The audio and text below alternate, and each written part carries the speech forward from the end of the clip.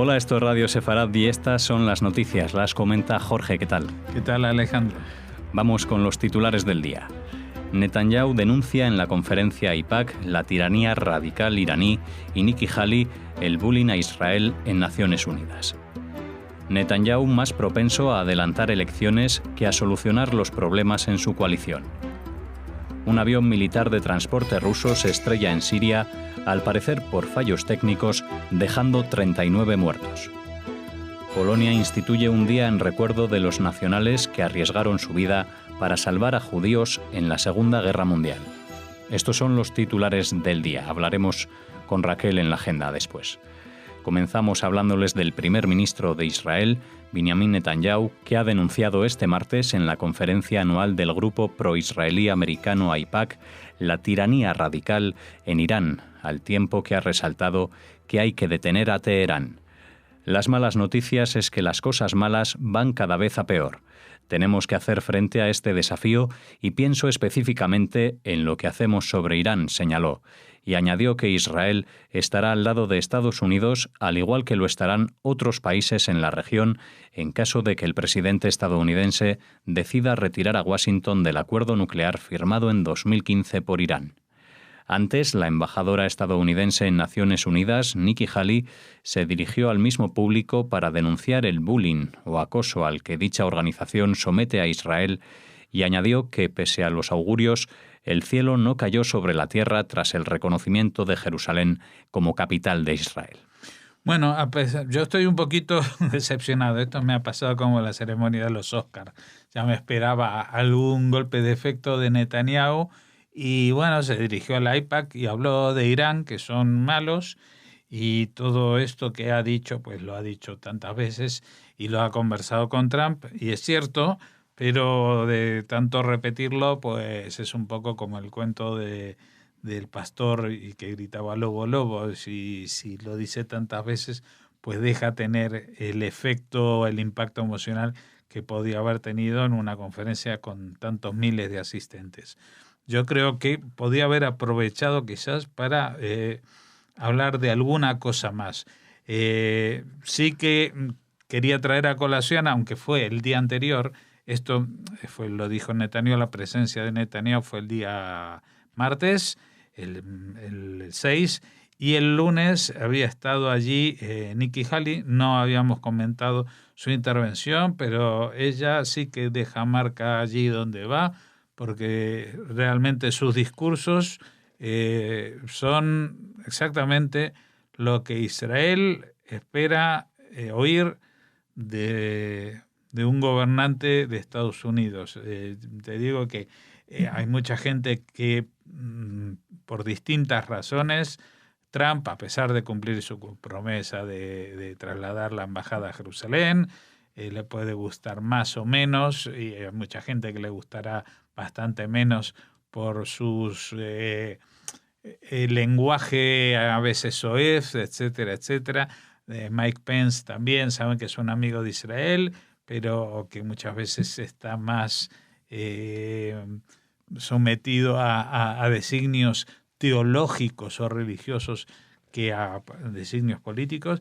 Pero realmente si hay un político hoy en día en Estados Unidos con el cual Israel se siente muy cómodo, es esta embajadora en Naciones Unidas, Nikki Haley, que ha utilizado estos organismos internacionales para justamente denunciar su hipocresía respecto a Israel, y en este caso ha venido a la conferencia AIPAC, no para decir nada nuevo, pero sí para reafirmar con sus palabras que lo que está pasando o lo que ha pasado durante los 15, 20 años últimos en Naciones Unidas no es más que un bullying, un acoso al que ninguna otra nación del mundo ha sido sometida, incluso en momentos mucho más comprometedores, como podría ser Corea del Norte, Irán o incluso la propia Siria, que mantiene una guerra de 7 años. Nunca ha habido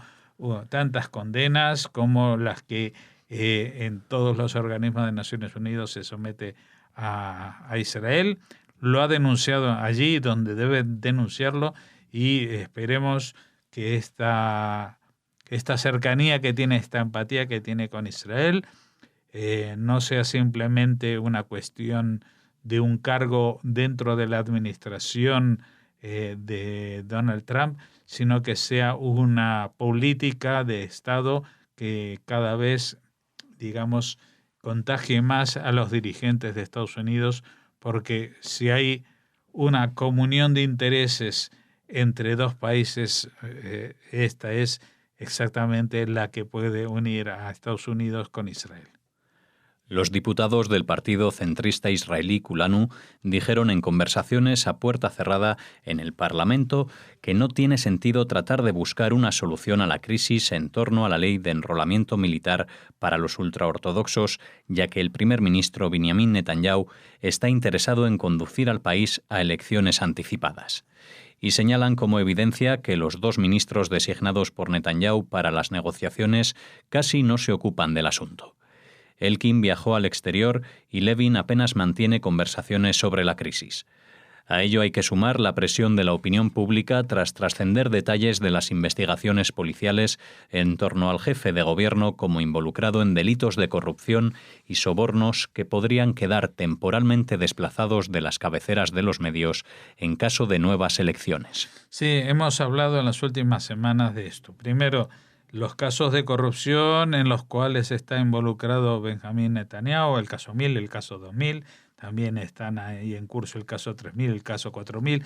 Todos los días en la prensa israelí resulta que hay algún otro ex amigo que canta la traviata y cuenta todo lo que sabe sobre estos casos de corrupción y soborno.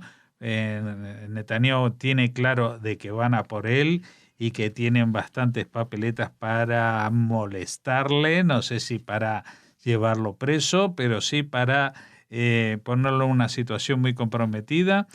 Y si a eso sumamos que ahora justamente el partido ultraortodoxo le sale con la exigencia de anular la ley del enrolamiento militar que se aprobó en el anterior gobierno cuando los partidos de ese signo no formaban parte de las coaliciones de gobierno en Israel, pues ahora que lo presionan, justamente yo creo que le han puesto en bandeja la solución, que es no esforzarse para nada en negociar, o sea, dejar el terreno lo más libre posible para que los ultraortodoxos digan, si así siguen las cosas, pues yo me voy de la coalición y esto va a forzar un adelanto de las elecciones, con lo cual Netanyahu va a decir, señores, el panorama es el siguiente, la única forma de gobernar es con una coalición de gobierno y los números no salen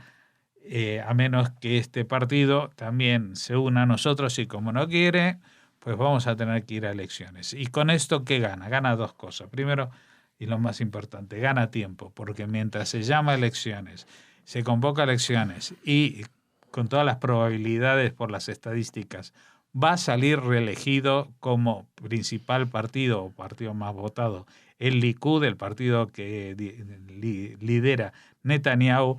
En este momento todavía dentro del Likud no hay una oposición tan organizada para decir, bueno, Netanyahu está demasiado pringado, vamos a apostar por otro candidato.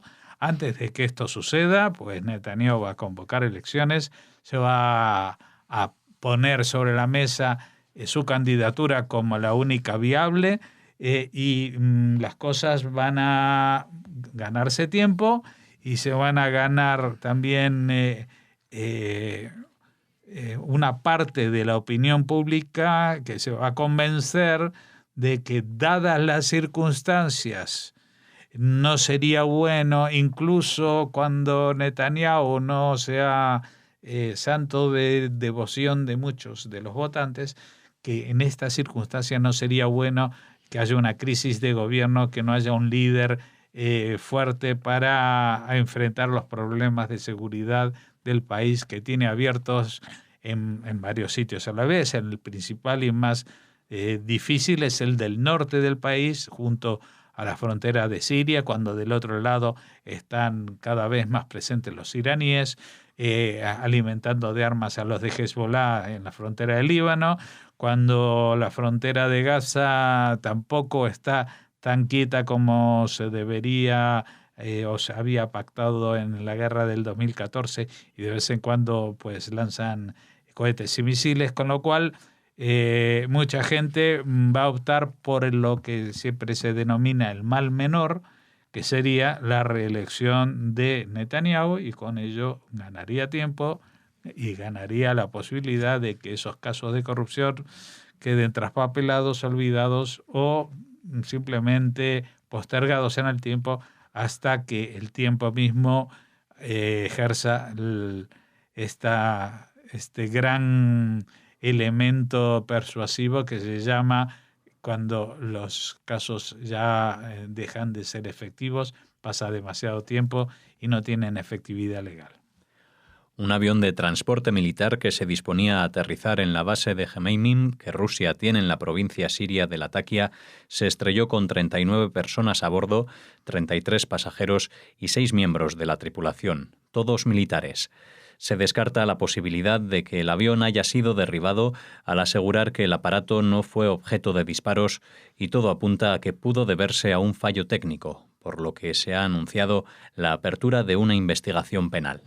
Bueno, aunque yo no me fío personalmente mucho de los comunicados militares rusos, porque recordaréis aquel incidente con un avión civil que sobrevolaba Ucrania y que fue derribado y que murieron cientos de personas, y que unos dijeron que los bajaron, otros que le dispararon, otros que sí, otros que no. Pues este era un transporte militar.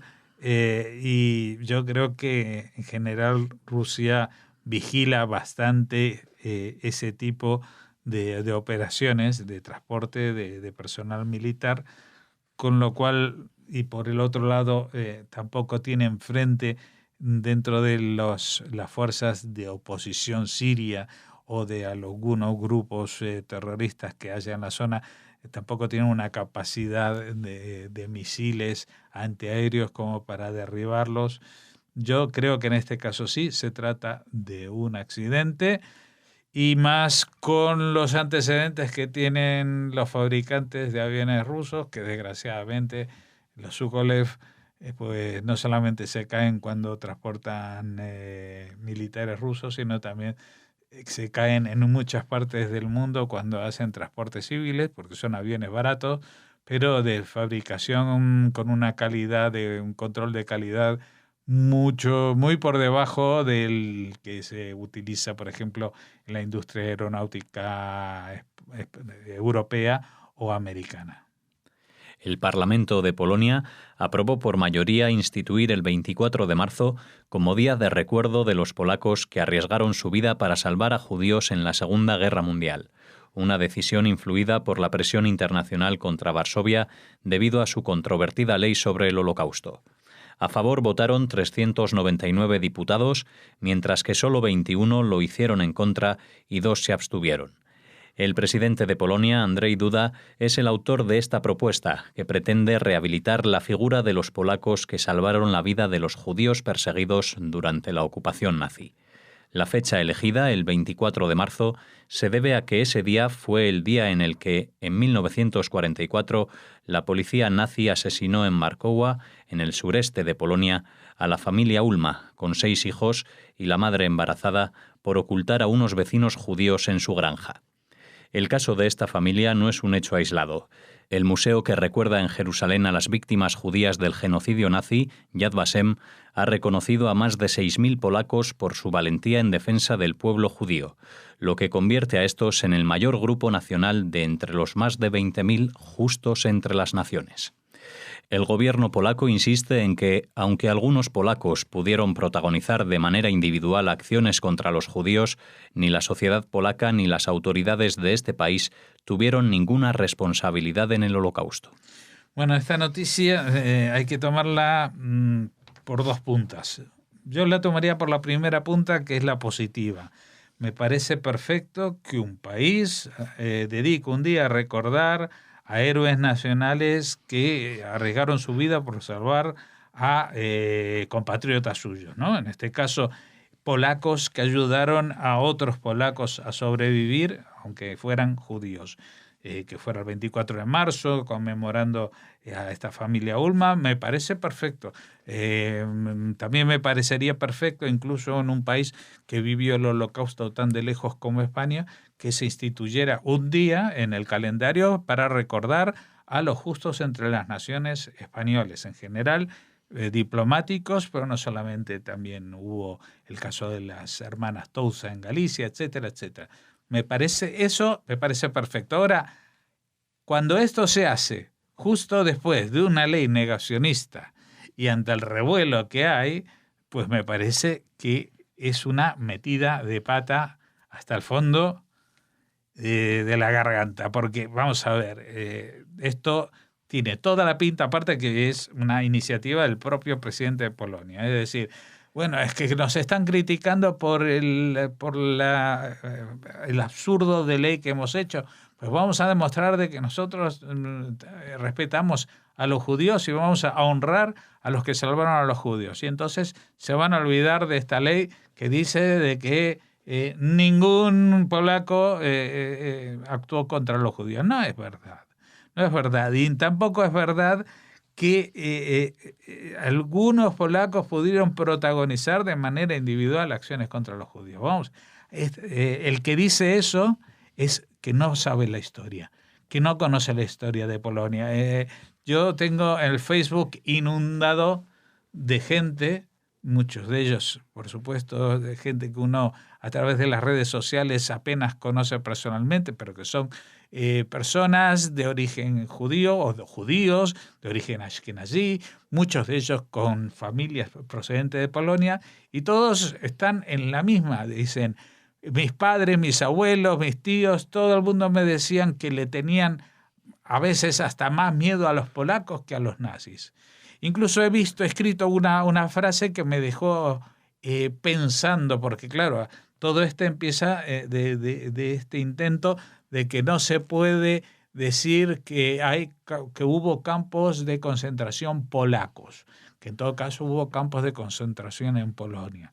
La pregunta es, porque esto lo he visto también en el Facebook y me ha hecho pensar, es ¿por qué los alemanes prefirieron erigir los campos no de concentración, sino los campos de exterminio justamente en territorio polaco y no en territorio de otros países que habían conquistado? ¿Por qué no había tantos campos o no hubo campos de exterminio en países como Alemania, Francia, Austria, Checoslovaquia, etcétera, tantos países que tenían bajo su dominio? Y lo que alguna gente dice es que los alemanes lo hicieron, yo no tengo las fuentes para asegurarlo, esto es una hipótesis, pero que lo hicieron con la certeza de que de allí, si alguien se escapaba, no iba a llegar a ninguna parte porque los polacos iban a encargarse de matarlos. Y son muchas historias, no son algunos individuos de manera individual que protagonizaron este ataque a los judíos. Fueron muchos los casos, no solamente de judíos que denunciaron o como en el pueblo de Jedwabne quemaron con sus propias manos a los vecinos judíos, sino que hay muchos casos documentados de polacos que en principio, a cambio de dinero, escondieron a los judíos, pero cuando a los judíos se les acabó el dinero para pagarles, pues los delataron a los alemanes justamente para cobrar también de los alemanes. Es decir, primero esquivaban a uno y después sacaban provecho del otro. Esto, que ahora son leyendas que uno puede decir, pues son leyendas urbanas, no están certificadas, algunas sí que están demostradas históricamente o no, lo que se tiene que hacer es permitir que se investiguen. Lo que no se puede hacer es perseguir la investigación, no se puede condenar la historia, no se puede arrinconar a la verdad, no se puede cerrar los ojos y negar lo que ha pasado antes de saber lo que ha pasado. Con esta noticia cerramos las noticias de hoy, al menos la primera parte. Hacemos ahora una pausa y regresamos con la agenda.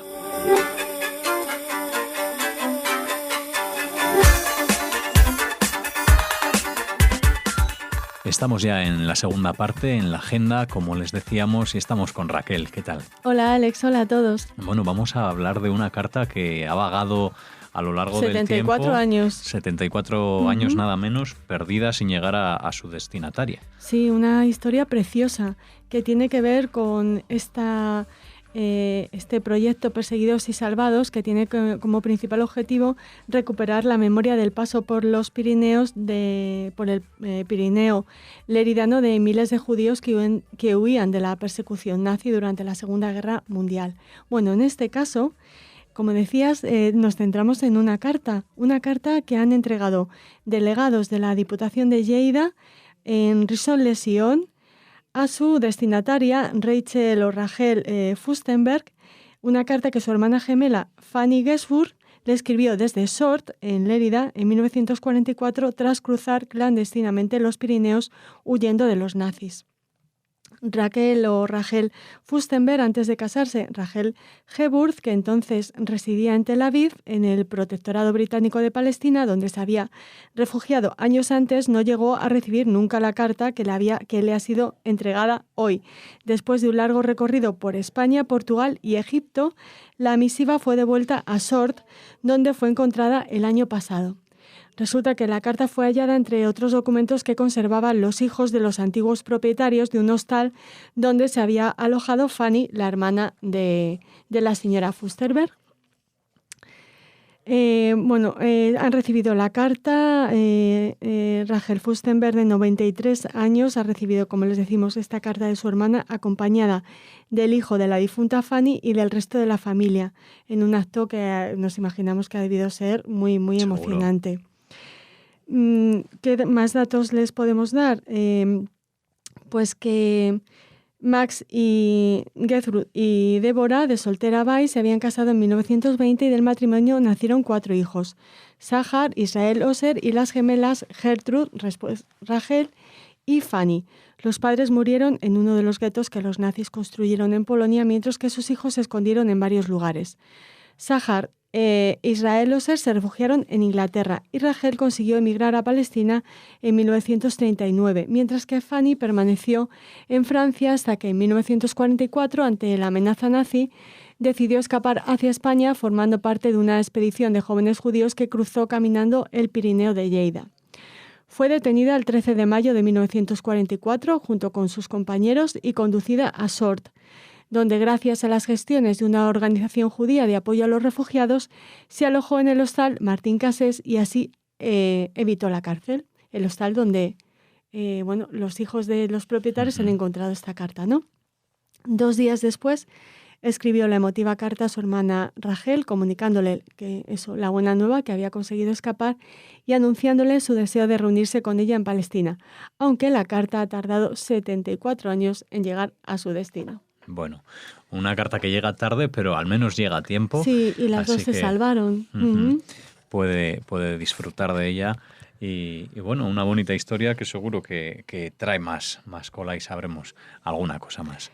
Continuamos, Raquel. Continuamos con otra buena noticia. Nos invitan a la proyección, la Comunidad Judía de Madrid nos invita a la proyección de El jugador de ajedrez. Este próximo 13 de marzo es un pase especial en el que se contará con la presencia del director, con actores y con el productor de la película. Será en los cines MK2, el Palacio de Hielo, a las 8 de la tarde. Y para tener acceso a las entradas tienen ustedes que dirigirse a eventos@cjmadrid.org, la dirección de la Comunidad Judía de Madrid, que tiene destinada a eso, a la organización de eventos. El jugador de ajedrez es una película de la que ya hablamos aquí en Radio Sefarad y les ponemos aquí. Sí. Eso es. Sobre todo ha cosechado muchísimo éxito su banda sonora. Ha sido premiadísima en muchísimos festivales y nos narra una historia de amor y heroísmo en torno en la Segunda Guerra Mundial y con el nazismo y el Holocausto como telón de fondo. Pues nada, oportunidad de verla en este pase especial el 13 de marzo. Y nada, la recomendamos porque la hemos traído en su estreno y la trajimos también hablando de esos premios por la banda sonora. Sí. Y ahora una recomendación literaria. Vamos Venga, a recomendación esta semana literaria. no paramos. Ya verás que cuando lleguemos al viernes no hay recomendación literaria. Yo espero que tenemos sí. libros acumulados Eso. en la mesilla, o sea que no pasa nada. Bueno, hoy les hablamos de La palabra arrestada.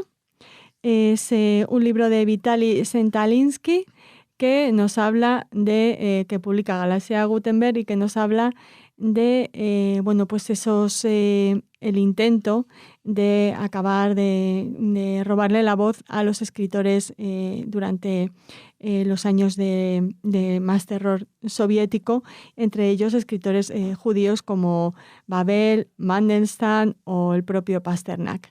Vitaly Sentalinsky fue uno de los pocos que tuvo acceso a los archivos hasta entonces secretos de la KGB y la oficina de la Fiscalía de la URSS.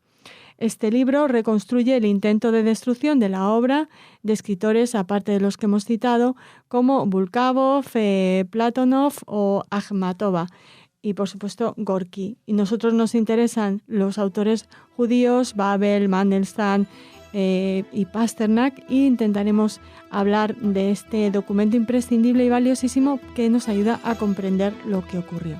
Bueno, pues con esta recomendación de mediados de semana terminamos las noticias y les esperamos a ustedes aquí también mañana en las noticias de Radio Sefarad. Hasta mañana.